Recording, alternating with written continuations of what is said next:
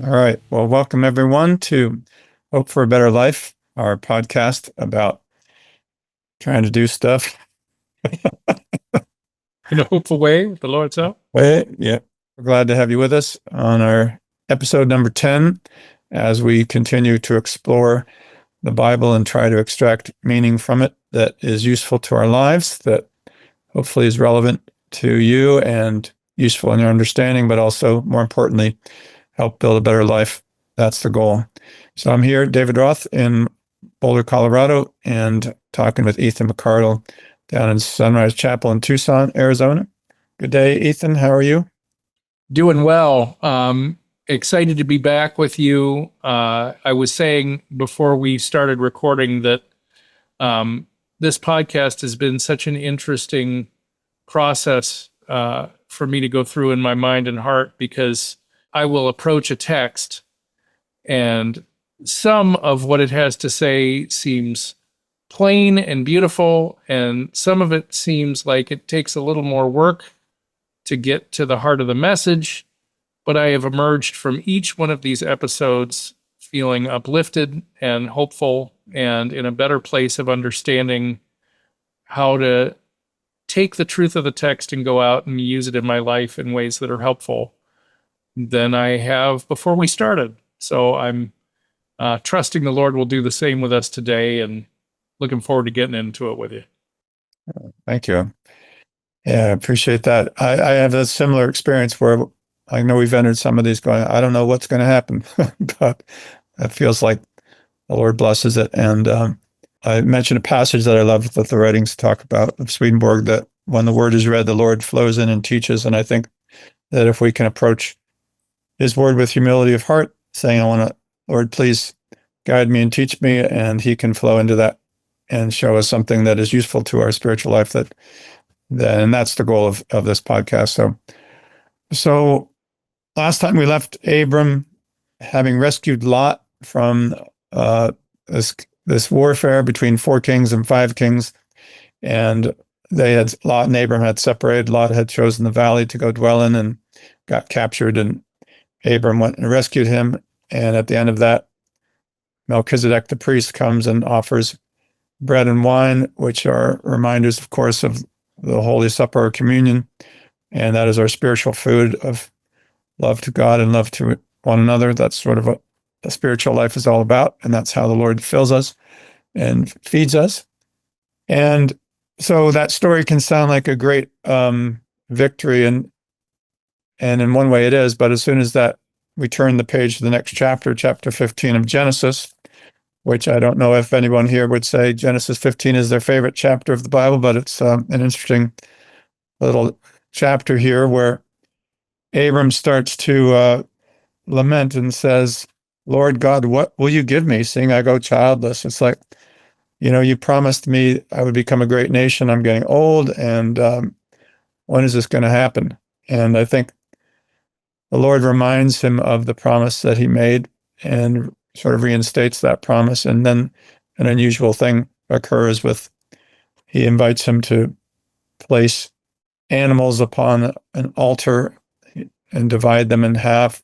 And then he has this vision, and fire passes between them and this kind of stuff. So it's kind of an interesting Old Testament kind of chapter, which makes you go, I wonder what that's all about. So you want to say anything as we launch into it, Ethan, to start? I don't know why, but as you were talking about this, I was reflective about Abram's lament. I don't even have any children yet, and you're saying all these wonderful things are going to happen. It is interesting that the very first verse there says, the word of the Lord came to him in a vision, saying, don't be afraid. I don't think I caught that when we were talking about this before the recording came on, that he started from a place of fear. And in another Bible study that I'm involved in earlier this morning, we were talking about the idea that when fear is removed, there is hope, and how much anxiety and fear are related to each other. And that anxiety is about, I struggle with this as somebody who has anxiety in their ancestral package, Hmm. that I'll start the day and it's like I'm already making a list. And that list is composed of things that I'm preparing to worry about or regrets that I have from the day before that I'm carrying into this day. And so that list is something that I tend to start my day with. And that's why it's so important to have a time of prayer, a time of centering, a time to be reminded that that is the wrong set of influences seeking to pull me off course and convince me that my life is out of control. And it's out of control because I'm doing a lousy job controlling it. And there isn't any hope. And the things that I've wanted on a higher level for my life, I've screwed up too many times. I'm too far gone. Those things aren't really possible. All of that, I think, is kind of driving that list. And if I can emerge from a more prayerful place, I realize, first of all, that I'm not in control and that I need to give that up. And my willingness to start over and give up control, I can sort of look at the list again and realize how ridiculous it is. All I have to do is roll over and look at my wife and think about my kids and think about the group that I get to serve, and think about the community that I'm working in, which is full of lovely, simple opportunities to be devoted to other people's happiness. And I realized that actually I'm starting my day off right where I need to be. But I can really relate to Abram here. Come on, I don't even have any kids yet, is where he's starting his day. But the Lord is saying, I'm with you. You have what you need. Right. Thank you for sharing that. It's beautiful. Thinking about fear, and when you were talking about that, I was realizing too that often our fear is the fear that we aren't being led, that we aren't being taken care of, that we aren't getting the things that the Lord has promised us. And, we get very attached to the when it comes to promises that the Lord makes. We want a timetable about when these blessings are going to show up. And the Lord made this blessing. He made it back when he called Abram and said, I will make you a great nation. So you could say, if we were more trusting, we'd say, well, I don't need to check in and say, hey, Lord, remember that promise you made? When are you going to deliver on that? But I think it's just part of the time and space, living in a time and space world where we want to see things happen in a way that we can detect that they are happening on a timetable. Like we order something, we want to see that want to track the package and make sure it's making progress and it's going to show up at our house. But the Lord's blessings don't work the same way, and we're being changed in lots of ways we're not even aware of. We can't see all the things that are happening under the hood, so to speak. There's some beautiful passages about, if we work on this one thing in our spiritual life, the Lord is doing all this other stuff behind the scenes to untangle the mess that's there. Well, and we're totally unaware of that, but he's doing all kinds of things for us. So, when we're fearful like Abram is, it's often, I think, because we don't trust that we're being led. But where's that passage from says, peace has in it confidence in the Lord that he's guiding all things and providing all things and leading towards an end that is good. And, that's, to me, that passage keeps coming up over and over again, because it's like, if I really trust the Lord, I have to trust that whatever's happening, no matter what it looks like, it may not be the thing I was hoping for. I can trust that the Lord is leading me towards greater things if I will stay the course, so to speak, and keep rolling. Yeah, he came to him in a vision in the opening of this chapter. The Lord did. I was thinking about those times when we do become conscious of progress, however incremental, right? Mm-hmm. And then we plow back into the rest of our life, and it moves to the back of our mind again. And so in a short section of text, you see the same dynamic. He has this vision. He ends up in a lament about where he is relative to what he thought would have happened by now in his relationship with God. And then he's given the next things to do, which is kind of fascinating. And those things that he's given to do, which we hinted at, are rich with symbolism as it applies to our spiritual growth and development. But I find that interesting.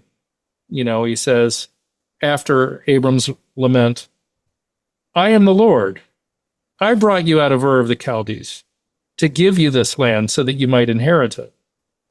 And then Abram says, right to your point, but Lord, how will I know? How will I know? Hmm. So then he gives him, as something of an answer to that question, I want you to construct an offering. And here's the instructions for how you're going to do that. And how will I know? And actually, that's really an operative part of the text, because what he's going to instruct Abram to do next is to set out these animals and divide them in half, and fire will pass between them, and it's just an interesting, unusual thing. It's not like a normal sacrifice where you'll just put it on the altar and burn it and send the smoke up, and it will be a pleasing fragrance to the Lord, that kind of thing. But it's like he's creating a situation. Like, how will I know? And the answer is to how will we know that the Lord is with us, and how we will know that the Lord is leading us is through our conscience, which is what the story is talking about. And we'll talk about that a little bit more, but that is how we know that the Lord is with us, is through our conscience. It's actually, passages talk about that the conscience is the Lord's presence within us. It's the place where the Lord can make a home and dwell in, where he can show up, sort of that tabernacle where he can descend in the cloud and the fire and inspire us and guide us. So conscience is where the Lord speaks to us. And we might talk a little bit about how that's formed in us and what we can do about it. But this story is kind of the promise of, all right, Abraham, I told you all these things. I'll take care of you and I'll lead you. And this is how you'll know, if you'll hear me in the gentle voice of conscience. When you do something or choose or ask about something, that voice within will say, yes, I will do it, or no, I shouldn't do that. The writings talk about the pang of conscience when you're choosing the wrong thing. That's one of the ways that we know that the Lord is talking to us. Like, yeah, if you feel like this isn't right, then you should know that, yeah, this isn't right. That's called your conscience. And it's telling you, it's trying to say, hey, guess what? I'm here and I'm telling you this is the wrong choice for you, or don't do that. And we can ignore it, of course, but we ought not to. So I just wanted to build on what you said there, because that really struck me, that how will I know? Yeah. Also, an insight that came up for me that really wasn't in my head when we were talking about this before we went on is the course of the story, because the Lord opens by saying, I'm with you. And then Abram laments. And then he says, but this is the course you're on. I'm going to give you this land so that you can inherit it. And he says, how will I know? So there's this back and forth, and there is, the promise of spiritual life and our own lack of perception of it.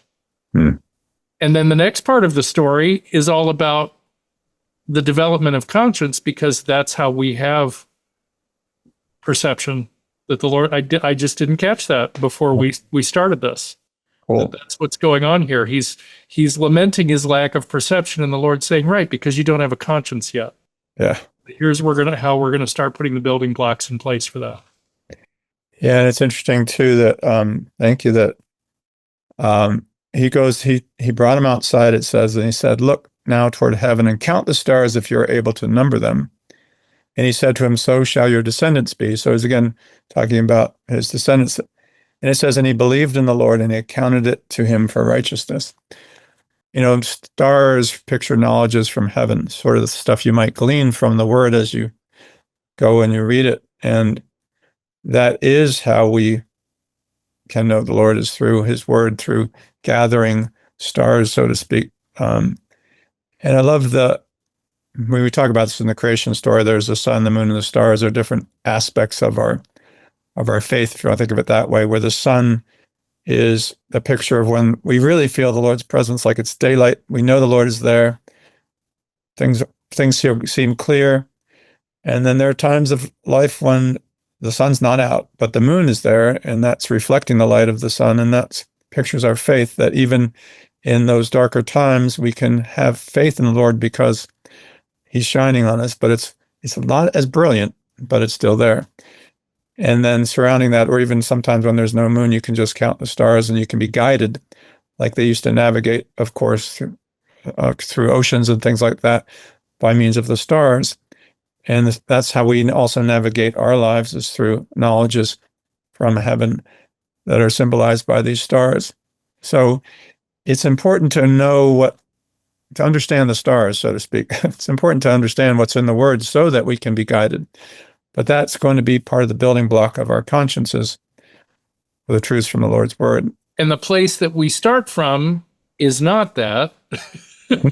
Yeah. Hence the nature of the offering. And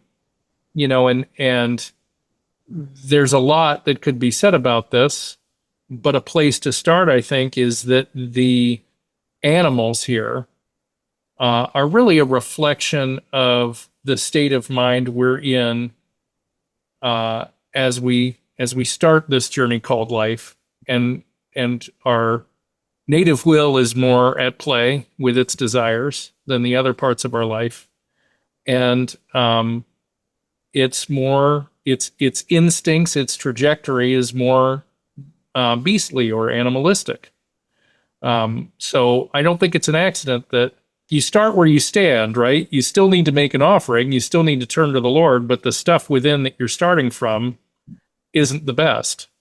I don't know. Anything else you want to say about that? I was going to go a little further, but I want to see if you got anything you want to add to that. Well, I think that's an important aspect because, he is instructed by the Lord to take these different animals and divide them in half and put them on there, and then the birds, put them on the altar and so forth. But then it says, after he did that, then the vultures are coming down and they're trying to take the animals. And it's like, yeah, the falsities of our mind are trying to mess with what the Lord is trying to tell us is true, and then it says, now the sun was going down. So we just talked about the sun as being times when we feel like the Lord is present. We're aware of the Lord, but that's going down. And a deep sleep falls upon Abram, and behold, horror and great darkness fell upon him.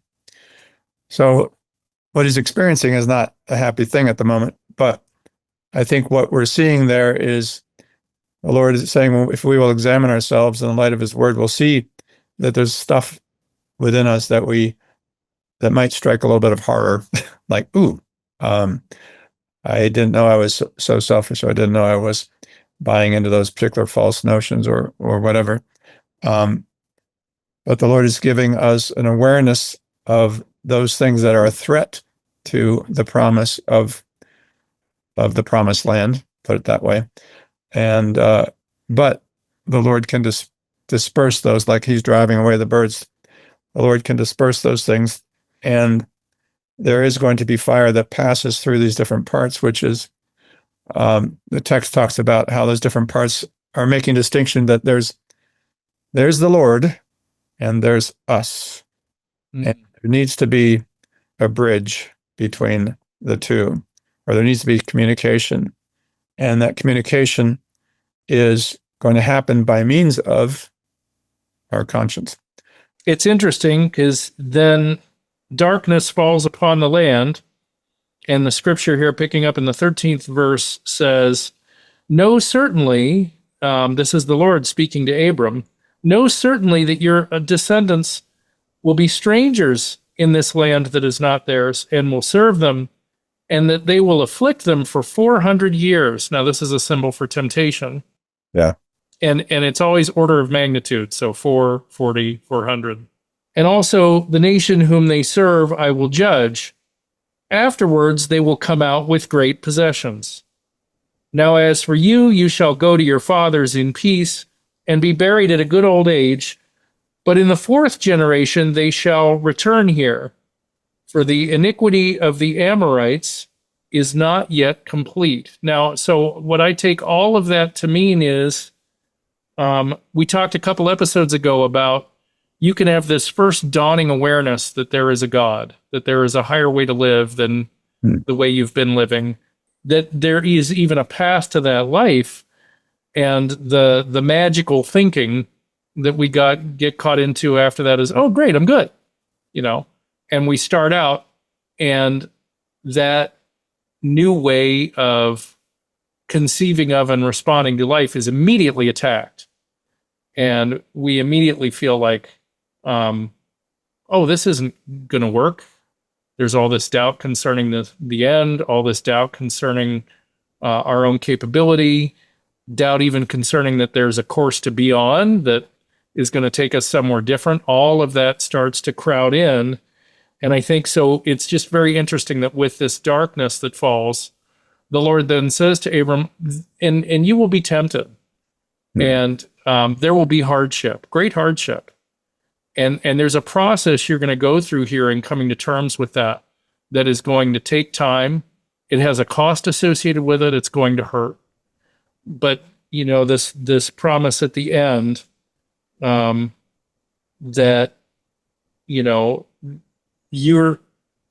this is all going somewhere. You're not going to end up right back where you started, but it's going to feel like that right now while you go through this state of temptation. But hang in there. Yeah. Eventually, with me, you'll be delivered from these iniquities. Is all in there, which I just think is fascinating. Yeah.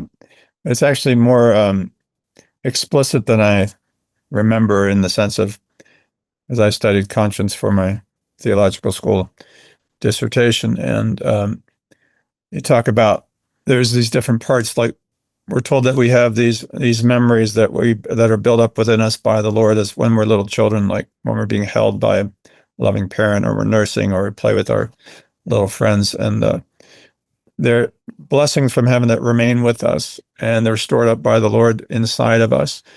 And when the Lord sees that we are ready to be interested in learning what's truth, or gathering those stars, or seeing the stars in the heaven, he stirs those memories, or he stirs those things that remain, and that inspires us to go and learn what's true. And then, the challenge, of course, learning what's true isn't enough. We actually have to live by it. So as we attempt to live by it, we enter into these states of temptation that you're just describing, where it's, when you're trying to change spiritually, you're not only going somewhere, you're leaving somewhere. So you're going somewhere that has been promised that's better, but you're also leaving a place that maybe you're comfortable, or that you're familiar with, even if it's dysfunctional. And there's pain associated with that. We've talked about that before, as the old self needs to die before the new one can be conceived. But all of those challenges that we go through are what reinforce our conscience. As we live by what's true, our conscience becomes built or stronger, and we're actually told it's a new will, or a will for what's good, that's planted inside of us by the Lord. So a lot of stuff's going on, and I think I had a sermon written years ago that talked about rejoice when you're being tempted, because as hard as it is, you can know that it's a good thing that's leading towards you being free from some dysfunction you've been struggling with a little bit more, so you have a little bit more strength to do what you really want to do that's good, and not as drawn back into the things that are negative. So it's we're being transformed, and this is a picture of conscience, is a picture of how we are transformed by the Lord. I love that. And I was thinking about a favorite principle associated with that temptation or spiritual struggle gets a bad rap. And that actually what happens is the near presence of the Lord, as we're starting to think about and focus on and move in the direction of these spiritual things, the near presence of the Lord draws to the surface in us the things that don't accord with that will of love, so that they can be seen and identified and eventually moved aside in our life. So it's been a relatively recent thought for me, that temptation or states of struggle are not an indictment. on us. They're not evidence that things are moving in the wrong direction. They could very well mean that the Lord is getting closer to us. And so things are getting stirred up that still need to be seen and acknowledged and dealt with so that they don't have to define the rest of our life the same way. It's actually a function of the Lord's mercy that these things that have been on a subconscious level start to be able to become conscious so that we can. It's like a friend of mine used the image of being in a utility room and picturing being completely in the dark, but there's a string hanging down from the little light in the room, and you pull the string, and all of a sudden you can see what's there, and what's been influencing you. And as soon as you can start to be able to identify it, it begins to lose its power. So I think that's the other piece of this too, is it's going somewhere good, but this temptation state doesn't feel that way, but it's necessary so that evil can come to the surface and be dealt with. Right. Great point. It doesn't feel good. It's a battle. It's often taken to a point of despair and totally discouraged. But what's happening is the old habits are being broken down or crumbled, so to speak, and losing their power over us. And I think you touched on this imagery a little bit, is like when we make that choice to shun what's evil and start to do what's good, we are in essence inviting the Lord nearer to us. And the nearer presence of the Lord upsets the hells that are also near to us. And so they don't want to leave our company. They want to drag us back to where we used to be, serving them. And so they fight and hold on tight, so to speak. They sink their claws into us, and that causes pain. But it creates a spiritual battle between the forces of good and forces of evil over us. And we often don't even know what's going on, but we feel despair and pain and anxiety and all these other negative emotions. But because our spirit is being fought over, there's a battle going on. And at the end of it, we find peace. And so it's a great process, and it changes us spiritually, but it is not fun. It's not, and you can see that in Jesus's temptations that are described in the New Testament. Obviously, the last temptation on the cross being incredibly grievous, but it's those battles that are painful and they're difficult, but they do transform us. Mm-hmm. If we want to be transformed, we don't ask to go through temptations, but and the Lord doesn't put them upon us. But when we choose what's good, we are taking a step into a place where we're going to go through something difficult. But if we get through the other side, it'll be good. Yeah. Just to connect to that last point you were making, at its highest level, the internal sense of this text is actually talking about what was happening in the mind of the Lord.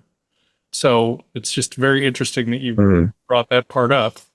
I've also thought it was really fascinating your extending my image of the near presence of the Lord the way that you did made me think that the first function of light shining in the darkness is that it shows us where the shadows are.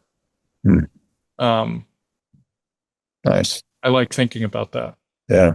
Well, the other side that I see in the story is, so you have these animals. So you picture a heifer cut in half, which is not a fun thing to picture, but you imagine this animal cut in half, set on this altar. But then there's this fire that passes between them.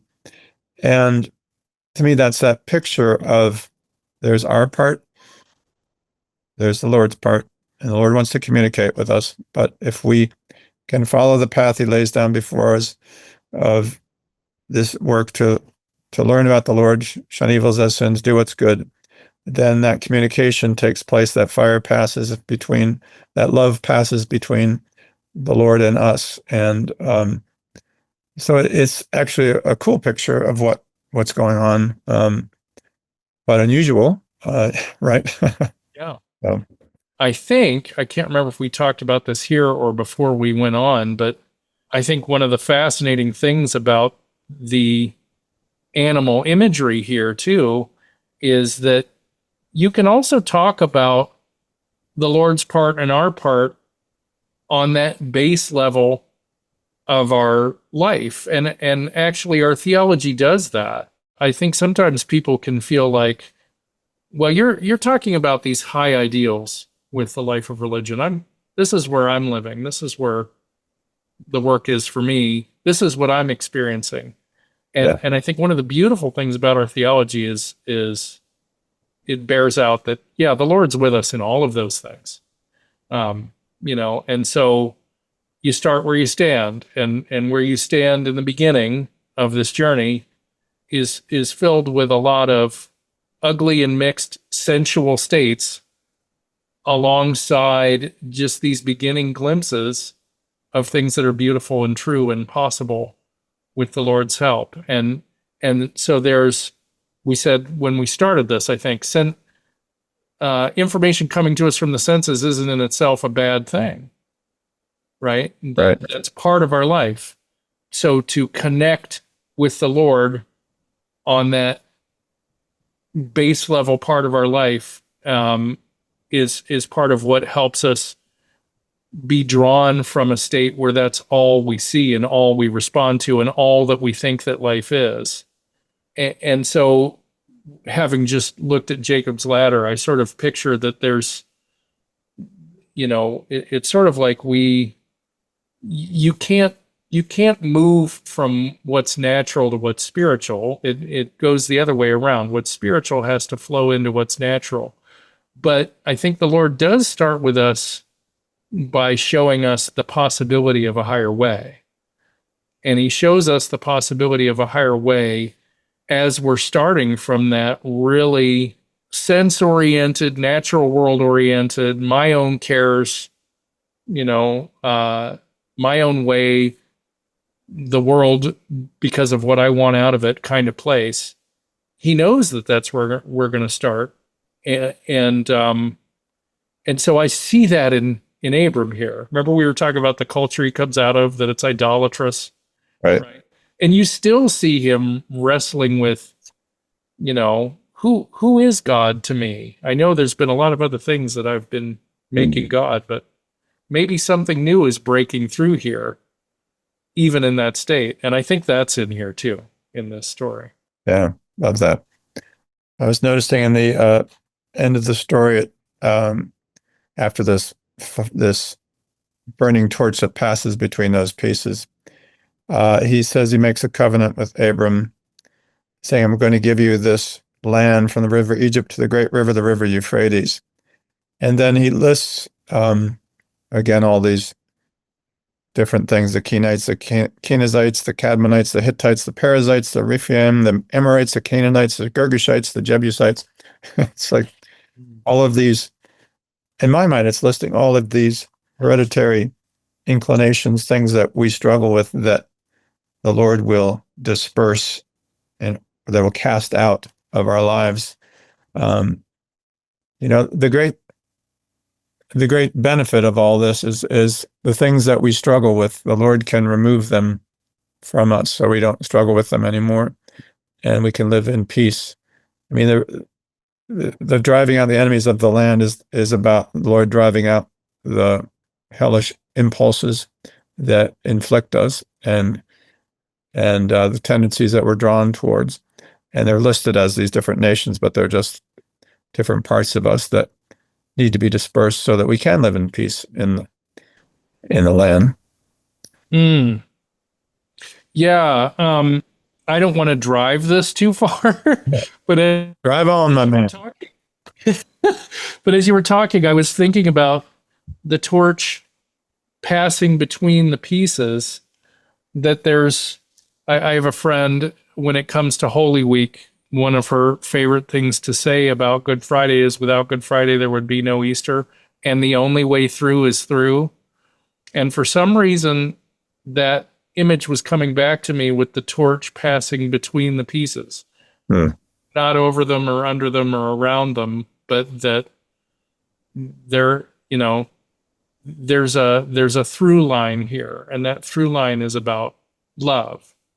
A love that only the Lord can give us, and ultimately that is the only thing that can transform our perspective on and response to life, which is from the Lord in the first place. But he's so merciful with us that he cherishes our freedom to come to our own understanding of that, where our life is from, and that to come to a place where we desire to give our life over to where our life is from. Mm. It's an interesting way of thinking of birth, Right. but I think that's what's going on in here. The circle of life. Yeah. That's pretty cool. Thank you for that. That's cool. Anything else you want to draw out, or you want to do some closing thoughts based on the story? I'm feeling very much at peace and once again uplifted by something that, quite frankly, struck me as a very obscure story to feature in a podcast. Right. We'll see how many downloads we get on this one. Like, well, I'm not so sure about that story. And I wouldn't be if I didn't believe in an internal sense to the word. So I guess a closing thought here to me is how much I'm enjoying plumbing the depths of these texts and seeing all these different vantage points on the love of the Lord that's revealed in all these different ways, and how each of them are building on each other. That idea that, you know, you go from Abram and Lot separating, you know, this recognition of an incongruency between our inner and outer life, to a reaffirming of the promise the Lord makes with us, to a recognition that because of that incongruency, we're not perceptive yet. So we have to keep working this program that the Lord's laid out for us. And by the end, you know, after having been given the instructions for the offering and faithfully following them, the flame passes through. And of course, we're still at the very beginning of the word. So it is a prophecy. Isn't that interesting? You know, it is a parable and a prophecy of what will happen if we keep working this process, that the Lord will hold us by the hand and walk with us in it. And that love, that fire will continue to be a part of our life as we keep moving through things that he knows will be difficult for us. And he even grieves on account of those things, because he wouldn't want us to have hardship, but he knows that all things are leading toward an end that's good, whatever appearance the means may present. And that if we keep trusting in that and taking the next step, we'll be led. Yeah. Thank you. Love that. I appreciate you talking about the prophecy aspect of things, because I think one of the things we need to realize as spiritual beings is that these stories from the Bible are really laying out a very long game, so to speak, when it comes to our spiritual growth in life, and that you know, chapter 1 doesn't solve the problem. You know, there's this promise made: you will have this, you'll have all these descendants, you'll have this promised land, you'll be a great nation, and that doesn't happen for a long, long time. And I think that's perspective for us to recognize that, you know, spirituality or spiritual growth is not a quick conversion. It's a slow evolution of all parts of ourselves, and it's really a rebirth with gestation and all the stuff being, you know, we're turning into something else, and it takes time. So just being patient with ourselves and patient with the process, and recognizing it is a process. I had a parishioner who, she referred to the word process as the P word. Like, there you go with the P word again. Like, I hate that word. You know, we want. Part of us does. Yeah. Yeah. So a different P word: patience, my young apprentice. Yeah. If I could just add one more thing that was coming up for me, something in how you put that also reminded me of sort of the back and forth of life. So something else that was in here for me is, this is not kind of a linear one-way prophecy either. Like, they're going, I mean, he talks about the 400 years and all the things that are going to happen. And so the other place that I think hell dupes us is, I'm starting to have a sense that there's a higher way. I'm starting to learn about that program and I want to get on board with that program. I'm starting to take some steps on that path now. And then on my way out the door, I was short with somebody I cared about, right? And then I'm feeling like I thought that I was further along than this. Hmm. This is a setback. And then the place that it's easy to go is to start lining up all the places where you've experienced your setbacks, right? Hell loves laundry lists. Yeah. So whether it's trying to peer into the future and make the list of things that haven't come to fruition yet, or looking back with regret on the things that you have messed up, that our task in Choose Joy this week has been about staying in the present moment. And what good is any of that reflection doing for your spiritual life? What productive is happening when you're in that laundry listing of regrets or things that haven't been achieved yet? You know, it says that for the angels, the past and the future are together in the present moment because they trust that the Lord is taking care of them.